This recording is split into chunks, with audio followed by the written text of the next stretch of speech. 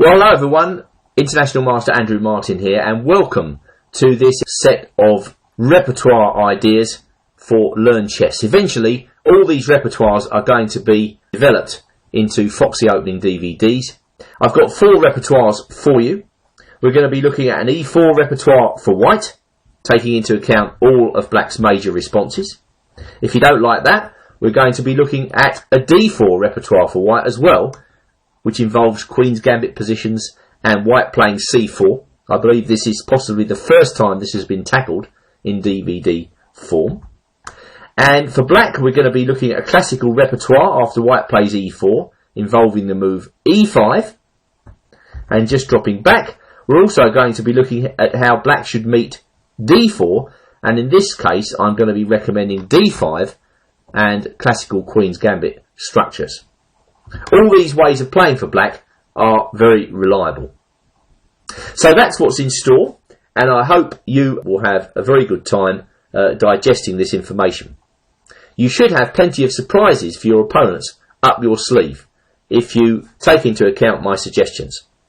So that's it for now, and it's time to get on with the first series of takes. Welcome to this DVD, where we're going to be looking at a classical repertoire for black based around the moves D4 and then D5. We're going to be defending the Queen's Gambit with black, and we're going to be taking a look at how black should play against all the various sidelines that white can try in the Queen's Pawn game.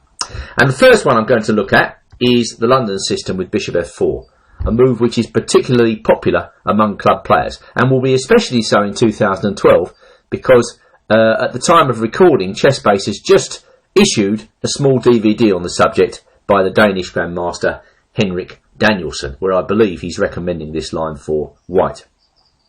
I haven't seen the DVD myself, but I believe a classical approach is in order here with black, and we're just going to stick with knight f6. Basically, if we are respectful against the London system, we should get a good position. And the first move I want to recommend for black is, again, the classical move here, pawn up to c5. Black puts pressure against white's centre from the outset and introduces the idea of queen b6 into the position. We should note that when white moves his bishop out from c1 early, the b2 pawn becomes undefended, and therefore black should always be looking out for moves like queen b6 in this particular type of position.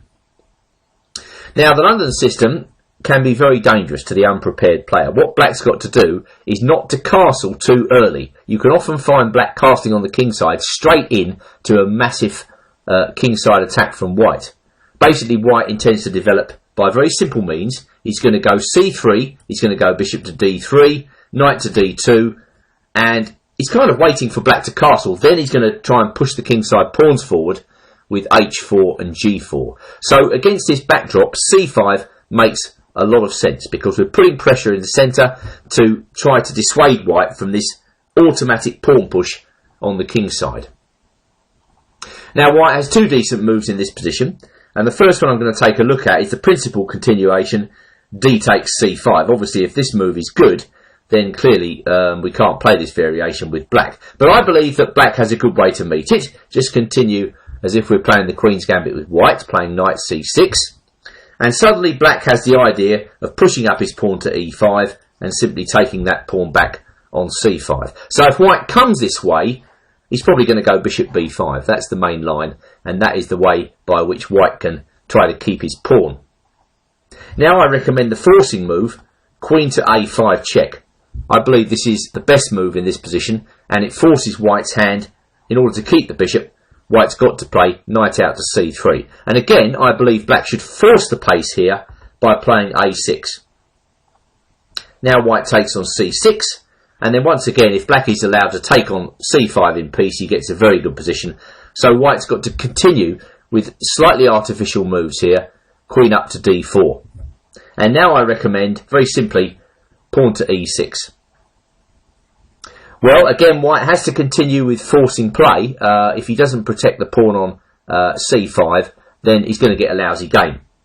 Now, he's got 2 ways to protect the pawn. He can play the immediate b4, which isn't especially good, or he can put his bishop in on d6. If he plays bishop d6, we simply take that bishop, and then we play c5. with a pretty good position. Black is going to regain that pawn on d6 in good time and has a nice presence in the centre. Black has good compensation for the pawn in this position. So just going back, I'm sure a lot of your opponents will play b4 in this position. Then I think queen a3 is a good move, and white already has some problems because his pawn structure is creaking. Black is threatening the move a5, and this can be seen in the line where white plays bishop d6 now. Takes, takes, a5. Suddenly black has very good activity in this position. But if we go back to queen a3, bishop c7, which has also been played, which tries to forestall a5, in fact runs slap bang into that move. And if white takes with the bishop, we go takes, takes, bishop takes c5, and suddenly white is in trouble. He's got dark square weaknesses all over the place. Black is getting ready for bishop b4, followed by knight e4.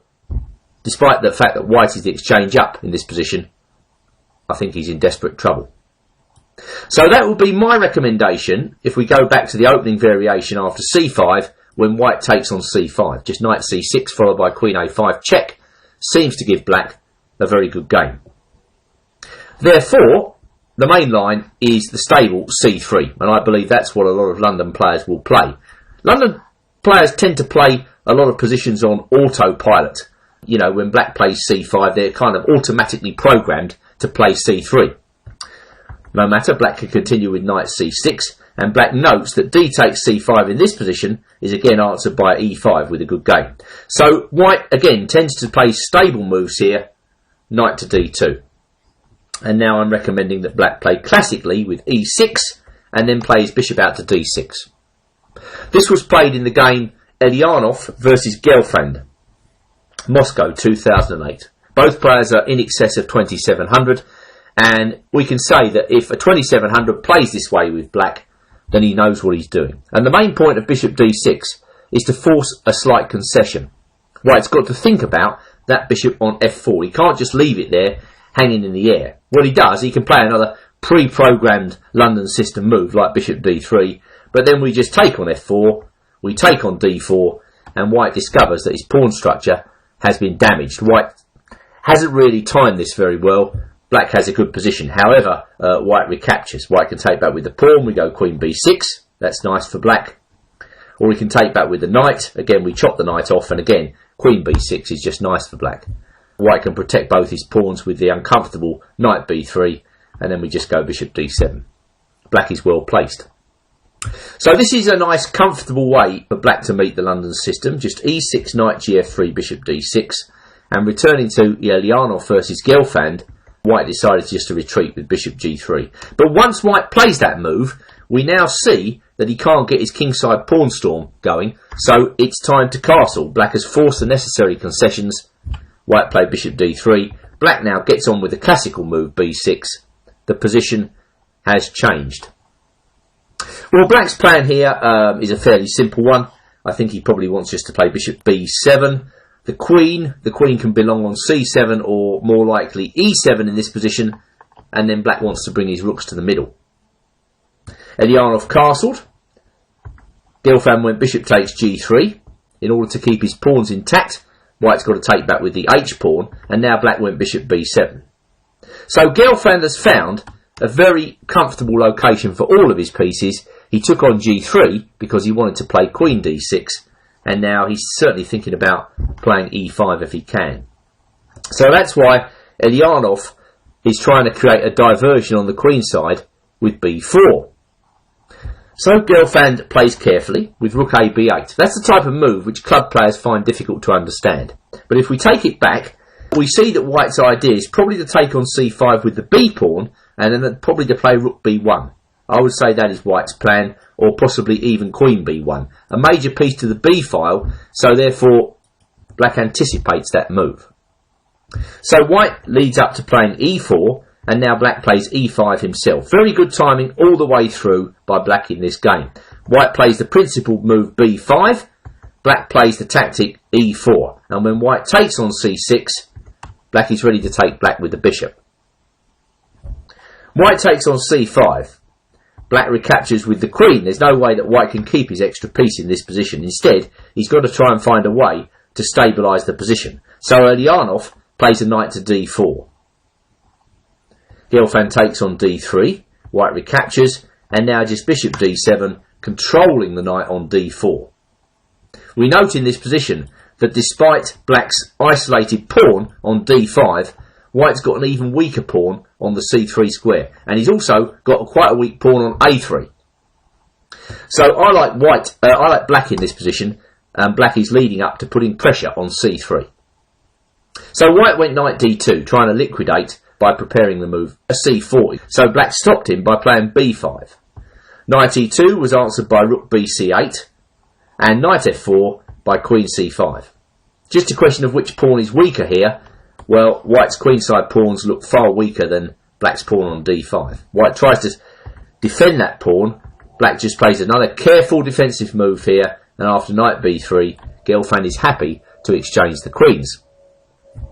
Ulyanov takes, d takes c4, knight comes into d4, and black goes knight e4. Well, that knight is annoying for white, so Ulyanov tries to get rid of it. And now knight c5, a mature move, not knight takes g3 in this position, although that move could have been played, but knight c5, Gelfand is eyeing a whole complex of light squares in white's camp. Rook d1, king f8, e4, and now bishop e8. Black is maintaining his slight advantage. And now Gelfand moves in with knight b3.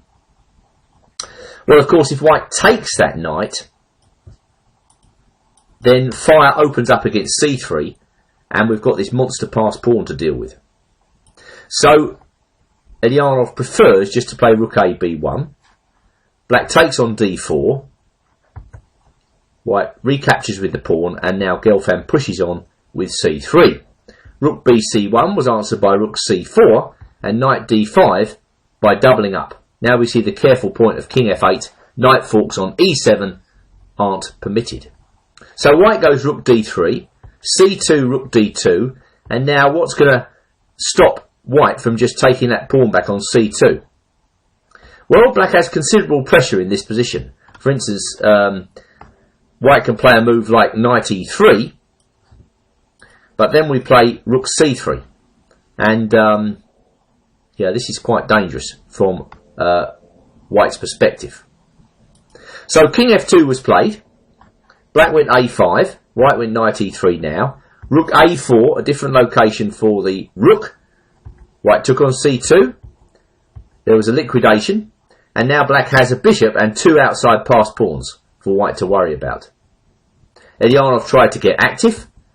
Black protected his bishop. White played rook b7, rook c3. White went knight d5, check, getting out of the attack, and now a4. It's all a question of how quickly black can push those pawns. So white gets his rook in behind the passed pawn. Rook c8 was answered by knight b6, and now Gelfand played rook d8. The king and pawn ending is winning, so white plays d5. Black plays g5, restraining white's king, and d6 was answered by bishop e6. e5 was answered by king f8, and after king f2, Gelfand tried to break up the pawns by playing f6. E takes f6 was answered by rook takes d6, and rook b7, finally, by the advance a3. So wheels have dropped off for Ulyanov now. After a2, rook a7, b4, he cannot stop the pawns from advancing. On c4, the bishop dominates white's knight, f7, b3, and in this position, Ulyanov resigned. So let's just go back and summarise the opening recommendation. Of course, the vast majority of this game was kind of irrelevant, but it is an interesting game from many perspectives. So against the London system, that's bishop f4, which you're likely to encounter, I just recommend the classical moves knight f6 and c5, very straightforward. Look out for queen b6, also look out for moves like knight c6, and if white takes on c5, maybe e5 and bishop c5. If not, then I hope I've shown that queen a5 check is perfectly satisfactory for black. Basically, the London system isn't dangerous to black as long as you show